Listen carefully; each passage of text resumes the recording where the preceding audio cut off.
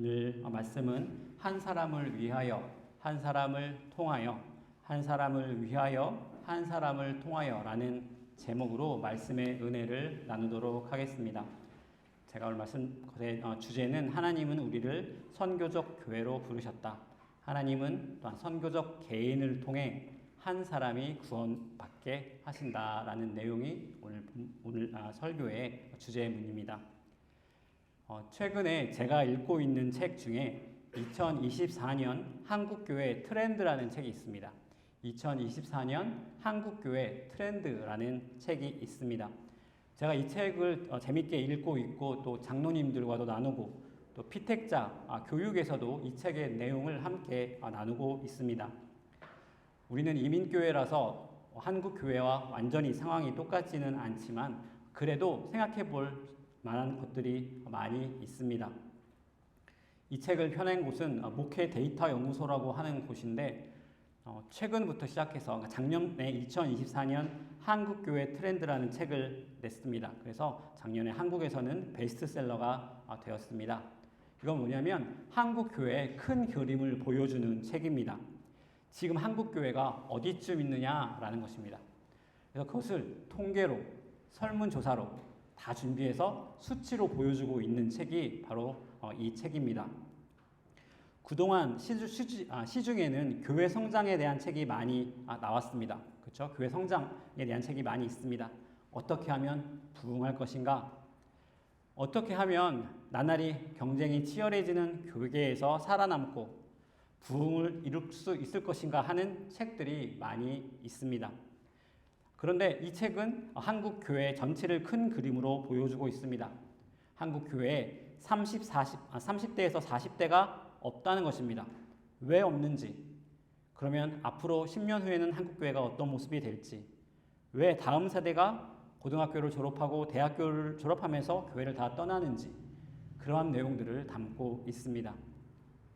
이 책에 의하면 코로나 팬데믹이 지나면서 한국 교회에 치명적인 타격이 가해졌다고 합니다. 한국 교회는 교인 수가 줄고 있습니다. 특히 예배 출석 인원수는 팬데믹 이전에 비해 30%가 줄어들었다고 합니다. 팬데믹 지나면서 교회가 사회의 신뢰를 더 잃어버린 것도 한 가지 원인입니다. 그래서 이 책에서는 이런 상황에서 목회 패러다임이 바뀌고 있다고 말합니다. 그래서 그거를 보면 교회는 건물이라는 생각에서 사람 중심으로 그 축이 바뀌었다.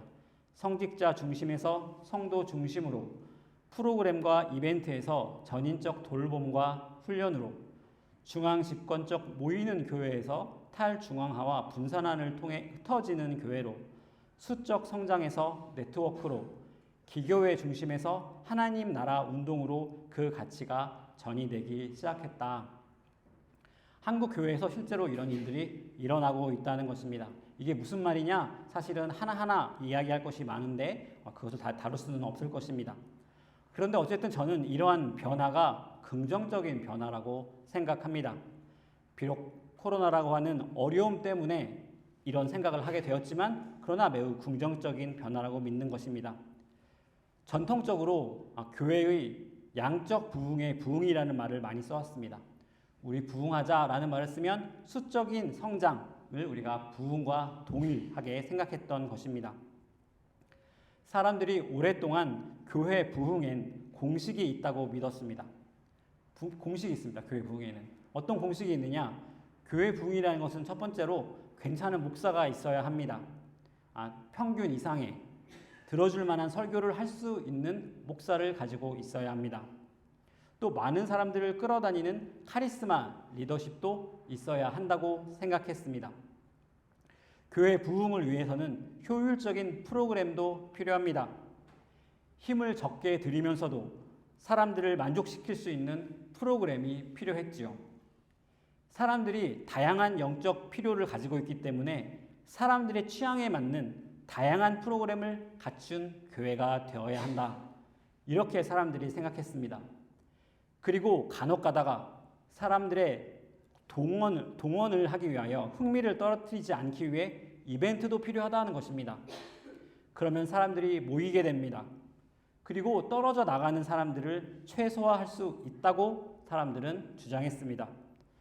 그러면 재정이 늘어납니다. 재정으로 더 많은 사역자를 고용할 수 있습니다. 더 좋고 많은 프로그램들을 돌릴 수 있는 상황이 됩니다. 그러면 교회 건축을 하게 되죠. 그리고 주차장을 만듭니다. 그러면 사람들이 교회에 오기 편해지니까 이 교회에 사람들이 늘어나게 됩니다. 교회가 안정적인 성장을 할 수 있게 된다는 것이죠. 그러면 이 교회는 드디어 성공했다라고 말할 수 있다는 것입니다. 치열한 교계 경쟁에서 살아남았다는 것입니다. 이게 지금까지 우리가 가지고 있던 교회 부흥의 공식이었습니다. 이 말이 다 틀린 것은 아닙니다. 이 말 속에 분명히 우리가 들어야 할 지혜가 있을 것입니다. 그런데 문제는 이런 공식이 더 이상 통하지 않는 시대가 되었다는 것입니다. 코로나 팬데믹이 지나면서 이런 부흥 공식이 깨졌다고 이야기하고 있습니다. 한국 교회에 새로운 패러다임이 필요하다. 한국 교회 부흥을 위한 새로운 공식이 필요하다고 이 책은 말합니다. 이 책에서는 그 대안 중 하나가 선교적 교회라고 이야기합니다. 선교적 교회라는 말은 많이 들어보셨을 것입니다. 사실 선교적 교회라고 말하는 사람들마다 다 다르게 정의하기 때문에 이것을 선교적 교회라는 게 뭐다라고 말하기가 쉽지 않습니다. 그런데 한마디로 말하자면 교회 존재 자체가 선교적이다라는 것입니다. 선교가 교회 부서 하나에서 하는 일이 아니라 교회 전체가 선교를 위해 존재한다는 것입니다. 부활절 전에 감사하게도 선교사님들이 오셔서 말씀을 전해주셨습니다. 제가 두 번째 선교사님이 오신 주일에는 선교사님들이 많이 모인 곳에 가서 방문할 수 있는 기회가 있었습니다. GP 선교회라고 하는 한국 자생 선교 단체 본부에서 필리핀, 타이, 말레이시아 등지에서 선교하시는 선교사님들을 모시고 와서 쉬도록 섬기는 그런 취지의 모임이었습니다. 그 선교사님들이 한자리에 모인 모임에 갔는데 저에게 매우 도전이 되는 시간이었습니다. 하나님이 하시는 큰 그림을 볼 수 있다는 것입니다. 그런 일이 다음에 있다면 또 많은 분들이 함께 가서 하나님께서 하시는 일, 교회에서만 하는 게 아니라 또 교회 밖에서 하나님께서 하시는 일을 함께 나누었으면 좋겠다는 생각도 했습니다. 우리는 우리 교회만 바라봅니다. 그래서 사역의 성공과 실패를 나눕니다. 그런데 사실 더 큰 그림이 있습니다. 그런 선교사님들을 보니까 더 큰 그림이 보이더라는 것입니다. 교회가 왜 존재하는가? 왜 크리스찬이 존재하는가 하는 질문입니다. 교회는 교회 자체를 위해서 존재하는 것이 아니라는 것입니다. 크리스찬도 우리의 구원만을 위해 우리만을 위해 존재하는 사람들이 아니라는 것입니다. 우리는 모두 선교를 위해 존재합니다. 사도행전을 보면서 발견되는 것도 바로 그것 아닙니까? 예루살렘 교회는 어떤 교회였습니까? 빠르게 성장하는 교회였습니다. 한 번에 성도 수가 3,000명이 는 적도 있고 한 번에 5,000명이 교회가 는 적도 있습니다. 그 교회의 지도자들은 어떤 지도자들이었습니까? 카리스마 넘치는 사도들이 그 교회의 지도자들 아니었습니까? 그들은 최고의 신학교에서 배운 실력자들이었습니다. 예수님에게 직접 3년 동안 보고 듣고 배운 사람들이 바로 그 예루살렘 교회 처음 교회의 지도자들이었다는 것입니다. 그 교회 성도들이 오직 좋았겠습니까? 예수님이 하신 말씀을 직접 듣고 예수님이 하셨다는 말씀을 들은 사람들로부터 직접 듣고 직접 가르침을 받았으니 얼마나 좋았겠습니까? 이 교회는 가르침만 넘치는 교회가 아니었습니다. 이 교회는 사랑이 넘치는 교회였습니다. 누가는 이 처음 교회에 예루살렘 교회에 가난한 사람이 하나도 없었다고 기록하고 있습니다. 다 서로서로 도왔기 때문입니다. 예루살렘 교회 성도들은 매일같이 성전에서 예배드리고 가정에서 모여서 함께 식사를 했습니다. 공예배와 소그룹이 너무 잘 조화를 이룬 그런 교회가 예루살렘 교회 처음 교회였습니다. 그 교회가 오직 좋았으면 전 세계에서 사람들이 왔다가 그 교회 다니려고 집에 돌아가지 않고 눌러 앉았다는 것 아닙니까? 그래서 교회가 히브리파 유대인과 헬라파 유대인으로 이루어지게 되었습니다. 우리가 원하는 교회의 모습 아닙니까? 한번 방문했다가 교회 설교를 듣고 가르침을 듣고 성도들의 모습을 보고 너무 좋아서 눌러 앉고 싶은 교회, 그런 교회가 되었으면 하는 마음이 우리 마음속에 있지 않습니까? 그런데 그 예루살렘 교회에 큰 환란이 왔습니다. 사람들이 다 흩어지게 됩니다. 성경에서는 사도들만 빼고 모든 성도들이 예루살렘을 떠났다 이렇게 기록하고 있습니다. 그렇게 빠르게 몇만 명이 될 때까지 성장했던 교회, 갑자기 한 5년 정도 지나고 나서 모든 성도가 교회를 떠나고 거기에 극소수의 사람들만 교회에 남은 일이 벌어졌다는 것입니다. 만약 교회의 목표가 양적 성장이라면 예루살렘 교회는 성공한 교회입니까? 실패한 교회입니까? 예루살렘 교회에서 일어난 일은 교회의 실패를 보여주고 있는 것 아니겠습니까? 갑자기 교회 사람 수가 줄었을 것입니다. 재정도 약해졌을 것입니다. 교회에 일할 사람들이 다 떠나갔습니다. 교회가 갑자기 작아졌습니다. 활기차던 교회에 갑자기 침체가 찾아왔습니다. 실패가 아니냐고 물을 수 있는 것이죠. 사도행전을 읽고 있는 우리는 이것이 실패가 아니라는 것을 알고 있습니다. 우린 시야가 너무 작습니다. 그래서 나만 바라봅니다. 가족만 바라보고 조금 괜찮은 크리스찬들은 교회를 바라봅니다.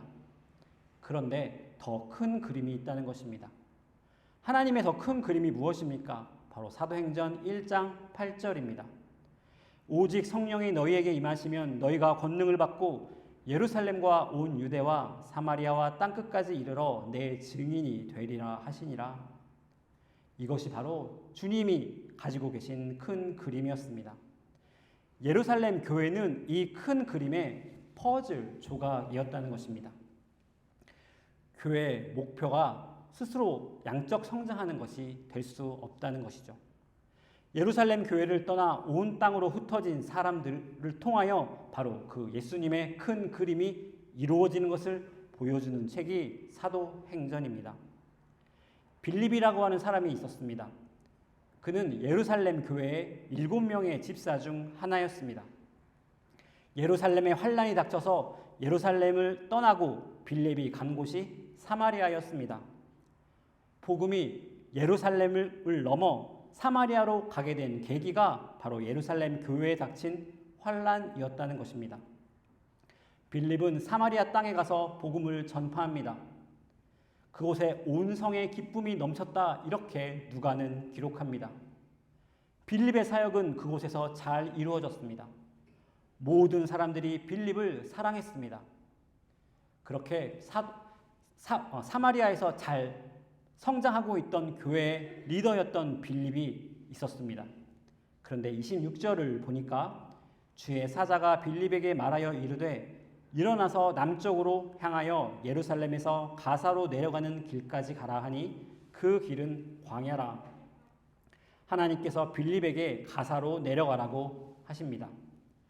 가사는 예루살렘에서 남서쪽으로 약 80km 떨어져 있는 곳입니다. 가사는 예루살렘에서 이집트로 가는 길목에 있는 도시입니다. 지금 그곳에 광야로 빌립을 부르고 계신 하나님의 모습을 보게 됩니다. 지금 빌립은 사마리아에 있습니다. 거기에서 사역을 잘하고 있었던 것입니다. 그런데 하나님께서 이 빌립을 아무도 없는 광야로 보내시는 겁니다. 사마리아에서 예루살렘까지는 한 50km 떨어져 있습니다. 그리고 예루살렘에서 이 가사까지 80km입니다. 그러니까 지금 빌립은 약 130km 떨어져 있는 광야로 가라는 하나님의 부르심을 받은 것입니다. 27절을 보니까 일어나 가서 보니 에디오피아 사람 곧 에디오피아 여왕 간다게의 모든 국고를 맡은 관리인 네시가 예배하러 예루살렘에 왔다가 돌아가는데 수레를 타고 선지자 이사야의 글을 읽더라. 이 광야에는 아무도 없습니다. 광야는 황량한 곳입니다. 그런데 하나님께서 그곳으로 빌립을 보내셨습니다. 교회에서 사역 잘하고 있는 빌립을 광야로 보내셨다는 것입니다. 거기에 가니까 누가 있습니까? 에디오피아 여왕 간다게의 재정을 관리하는 네시가 있었다고 기록합니다. 그런데 이 네시가 예루살렘에 왔다가 예배를 드리고 에디오피아로 돌아가는 길이다 이렇게 기록하고 있습니다. 사실 이 구절만 보면 많은 질문이 생깁니다. 그렇지 않습니까? 왜 에디오피아 네시가 예루살렘에서 예배를 드리러 왔을까요? 그리고 지금 에디오피아 네시가 에디오피아로 돌아가는 와중에 성경을 읽고 있다는 것입니다. 아니, 우리도 성경을 잘 안 읽는데 왜 에디오피아 네시가 이때 성경을 읽으며 에디오피아로 가고 있냐는 것입니다. 재밌자고 한 이야기입니다, 여러분.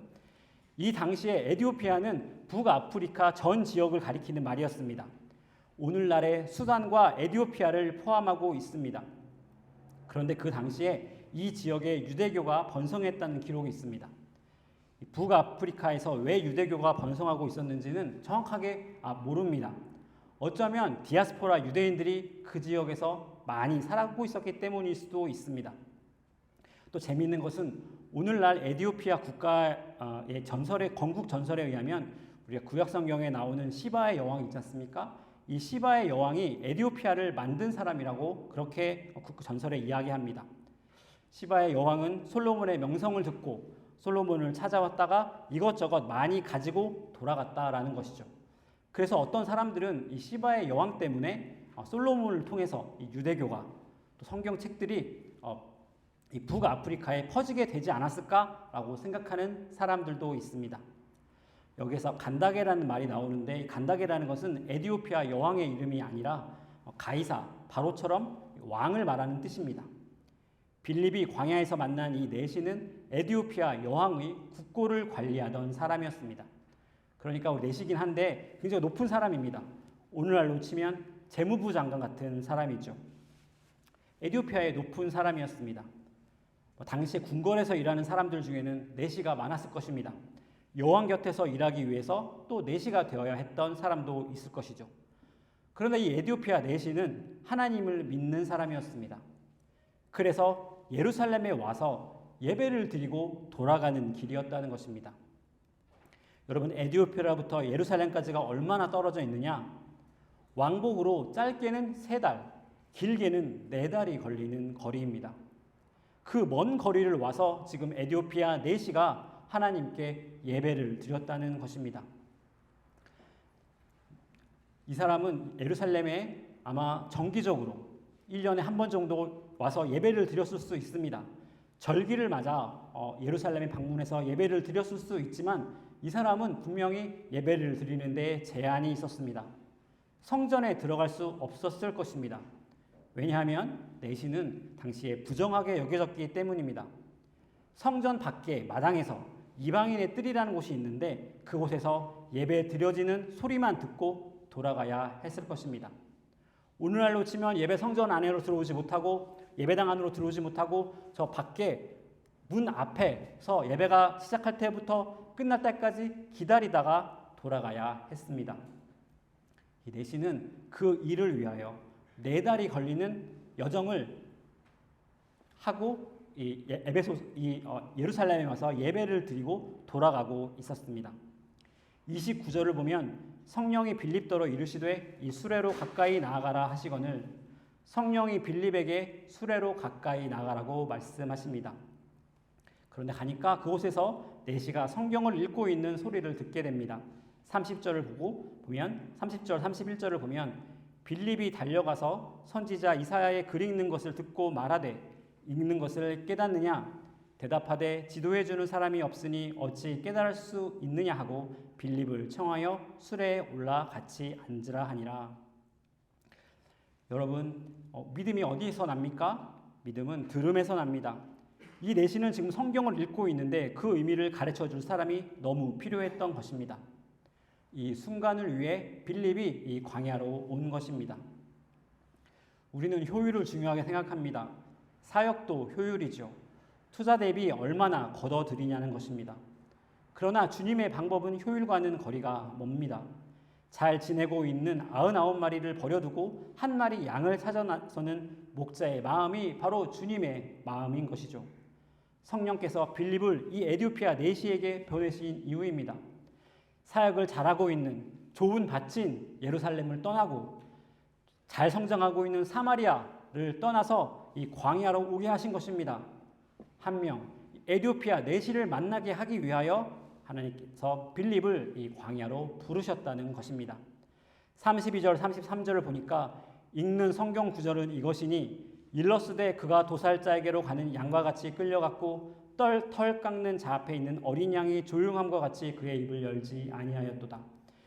그가 굴욕을 당했을 때 공정한 재판도 받지 못하였으니 누가 그의 세대를 말하리요. 그의 생명이 땅에서 빼앗김이로다 하였거늘. 이것은 이사야 53장 7절에서 8절에 나오는 말씀입니다. 아시는 것처럼 이사야 53장은 고난받는 종에 대한 말씀인데 이것은 예수님에 대한 예언의 말씀입니다. 유대인들의 오늘날 주석을 보면 이사야 53장의 주인공이 메시아가 아니라 이스라엘 민족이라고 가르치고 있습니다. 제가 직접 유대인들의 주석책을 봤기 때문에 그렇게 알고 있는데, 그런데 우리가 고대 유대교 문헌을 분석해 보면 2000년 전 당시 예수님이 오셨을 그 당시에는 이사야 53장을 거의 전부 메시아로 이해했습니다. 그런데 이사야 53장에 고난받는 종이 이스라엘 민족 전체다, 메시아가 아니라 이스라엘 민족 전체라는 생각은 AD 3세기경 처음 등장한 그런 생각입니다. 그리고 중세시대에 들어서면서 랍비들이 이사야 53장은 메시아에 대한 것이 아니라고 통일되게 가르치기 시작했다고 합니다. 왜냐하면 그 당시에 유대인들이 유럽에 흩어져 살고 있었는데 기독교인들이 유대인들의 개종을 강요하니까 핍박을 받게 되면서 이제 그런 게 생겼다고 이야기하는 것이죠. 네. 34절을 보면 그 내시가 빌립에게 말하되 청컨대 내가 묻노니 선지자가 이 말한 것이 누구를 가리킴이냐, 자기를 가리킴이냐, 타인을 가리킴이냐. 35절 빌립이 입을 열어 이 글에서 시작하여 예수를 가르쳐 복음을 전하니. 믿음은 들음에서 납니다. 믿음은 사람의 관계를 통해 일어나는 것입니다. 하나님께서 이 에디오피아 내시에게 복음을 전하게 하기 위하여 빌립을 이 광야로 이끌어 온 것입니다. 사마리아에서 사역 잘하고 있던 빌립을 가사의 광야로 보내신 이유는 바로 이 에디오피아 내시 한 명을 만나게 하기 위해서였습니다. 빌립이 자기 사역을 중요하게 생각했다면 아마 사마리아에서 사역을 하는 게 더 유리했을 수도 있을 것입니다. 그곳에는 사역이 잘 되었습니다. 좋은 밭이었습니다. 그러나 하나님의 목적은 교회 하나가 아니었습니다. 빌립이 에디오피아 내시를 만나게 되는 것이 더 중요했던 것입니다. 36절을 보면 길 가다가 물 있는 곳에 이르러 이 내시가 말하되 보라 물이 있으니 내가 세례를 받음에 무슨 거리낌이 있느냐. 길 가다가 물을 발견하게 됩니다. 역사학자들에 의하면 이곳은 가자지구 북동쪽으로 32km 떨어진 그런 텔-엘-헤시 지역일 것이라고 생각합니다. 그곳에 우물이 있습니다. 그곳에서 세례를 받게 됩니다. 그런데 재미있는 것은 이 에디오피아 내시가 먼저 세례를 받겠다고 말했다는 것이죠. 세례를 받자라고 했던 것이 빌립이 너 이제 복음을 믿으니까 세례를 받자라고 얘기한 게 아니라 이 에디오피아 내시가 세례를 받자라고 제안했다는 것입니다.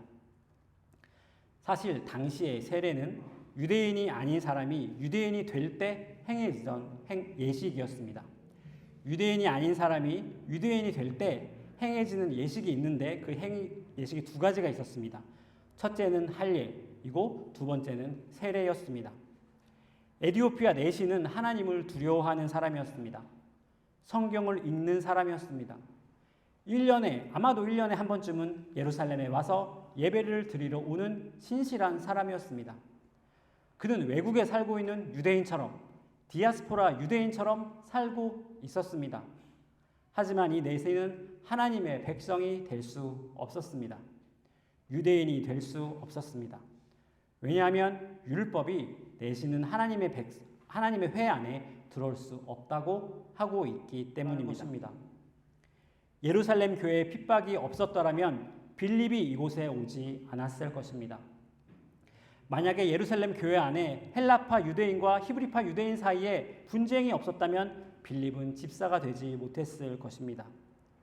만약에 이 내시가 구약 성경에 대해 전혀 모르는 사람이었다면 그 광야에서 잠깐 만난 짧은 시간 안에 복음을 전해도 믿고 이해할 수 없었을 것입니다. 만약에 이 내시가 성경을 읽고 있는데 그 순간에 읽고 있던 성경이 이사야서가 아니었다면, 그래서 그 이사야서를 읽으며 궁금해하지 않았다면 빌립이 복음을 전해도 별로 효과가 없었을 것입니다.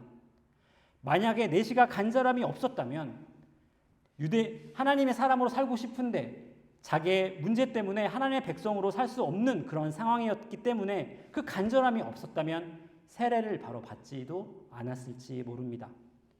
한 사람이 구원받게 하기 위하여 모든 것이 준비된 것입니다. 무엇보다 하나님은 이 만남을 통해, 사람들과의 만남을 통해 한 사람이, 잃어버린 영혼, 잃어버린 양 한 명이 예수님을 믿게 하십니다. 이것이 하나님의 섭리라는 것입니다. 하나님께서는 어쩌면 이 시바의 여왕이 솔로몬을 찾아와서 솔로몬에게 많은 것을 배워가는데 그것조차도 이 내시의 구원을 위하여 준비시킨 것이 수밖에 없다고 저는 생각합니다. 이 시바의 여왕이 왜 솔로몬을 찾아와 많은 것들을 배워갑니까? 그 덕분에 북아프리카 지역에 유대교가 잘 알려져 있었고 구약 성경의 내용이 잘 알려져 있었고, 그래서 그곳에 많은 사람들이 예수를 믿게 된 것입니다. 그 모든 우연처럼 보이는 일들이, 전혀 상관없어 보이는 것처럼 보이는 일들이 다 모여서 에티오피아 내시가 구원받는 역사가 오늘 일어난 것입니다. 이것이 하나님의 섭리입니다. 하나님은 한 사람에게 관심이 있으십니다. 그리고 하나님은 여러분을 통해 그 한 사람에게 복음이 전하게 하신다는 것입니다.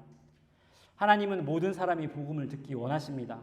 우리가 선택, 예정 이런 것 이야기하지만 우리가 누가 예정된 사람인지 모르기 때문에 우리는 하나님 말씀에 순종해 모든 사람에게 복음을 전파합니다. 하나님은 우리를 사용하십니다. 빌립을 사용하셔서 에티오피아 내시에게 복음이 전해지게 한 성령님께서 오늘도 우리를 사용하셔서 우리 입을 통해 복음이 전파되게 하시는 것입니다. 그것이 큰 그림입니다. 그것이 교회의 큰 그림이고 성도, 믿는 자들의 큰 그림입니다. 교회는 존재 자체가 선교적이라고 말씀드렸습니다. 기독교인의 존재 자체도 선교적입니다. 우리가 왜 예수님을 믿습니까? 죽어서 천국 가려고 구원받는 것 맞습니다. 그러나 하나님은 우리를 통하여 또 한 명의 에티오피아 내시에게 복음이 전파되기 원하신다는 것입니다.